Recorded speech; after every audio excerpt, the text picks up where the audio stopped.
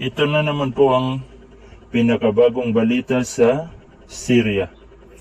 Inanunsyo po ng US ang mga airstrike sa mga target ng ISIL sa Syria matapos ang pagbagsak ni al-Assad. Sinabi ng US Central Command na sinaktan nito ang higit sa 75 target upang matiyak na hindi pagsasamantalahan ng armadong grupo ang pagtatapos ng pamumuno ng Syrian leader. Sinabi ng United States na nagsagawa ito ng dusi-dusi ng mga airstrike sa mga target ng ISIL o kilala sa mas tawag na ISIS sa Syria kasunod ng nakamamanghang pagbagsak ng rehimeng Syrian President Bashar al-Assad. Sinabi ng US Central Command o CENTCOM noong linggo na naabot nito ang higit sa 75 target, kabilang ang mga leader, operatiba at kampo ng ISIL o ISIS, upang matiyak na hindi sasamantalahin ng armado grupo ang pagtatapos ng pamumuno ni al-Assad.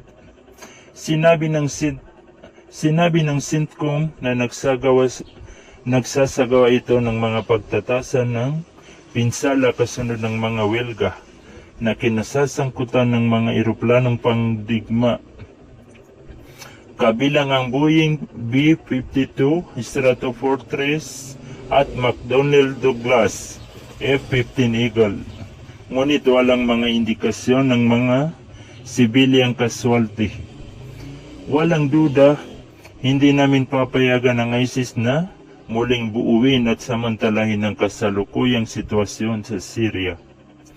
Sabi ni CENTCOM Commander General Michael Eric Corella sa isang pahayag, dapat malaman ng lahat ng mga organisasyon sa Syria na papanagutin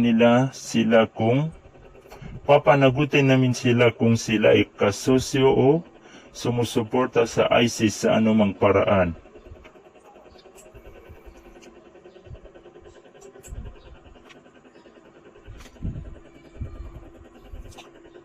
Ang mga welga ay dumating habang inilarawan ni outgoing US President Joe Biden ang pagbagsak ni al-Assad bilang isang sandali ng panganib at makasaysayang pagkakataon.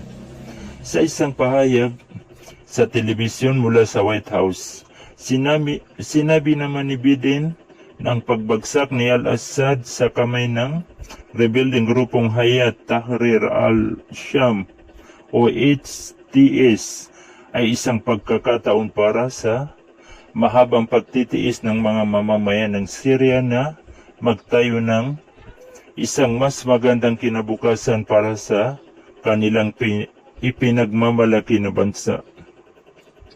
Isa rin daw itong sandali ng panganib at kawalan ng katiyakan habang bumabaling tayong lahat sa tanong kung ano ang susunod. Makikipagtulungan ng US sa ating mga kasosyo at mga stakeholders sa Syria upang tulungan silang sakupin ang pagkakataong pamahalaan ng panganib, sabi ni Biden. Sa paghahangad na mag-claim ng bahagyang kredito para sa pagbagsak ni al-Assad, sinabi naman ni Biden na ang kanyang pagkamatay ay naging posible sa pamamagitan ng pagbaba ng suporta para sa kanyang gobyerno mula sa Russia, Iran at Hezbollah. Sa loob ng maraming taon, ang pangunahing tagapagtaguyod ng Assad ay ang Iran, Hezbollah at Russia. Ngunit sa nakaraang linggo, bumagsak ang kanilang suporta. Silang tatlo ay mas mahina ngayon kaysa noong ako ay nanunungkulan, sabi ni Biden. Ang biglang pagwawakas ng 53 taon ng pamumuno ng pamilya al-Assad ay nagdulot ng kawalan ng katiyakan sa sitwasyon ng seguridad sa gitnang silangan, kabilang ang pagkakaroon ng tinatayang 900 tropang US sa Syria. Ang hinirang na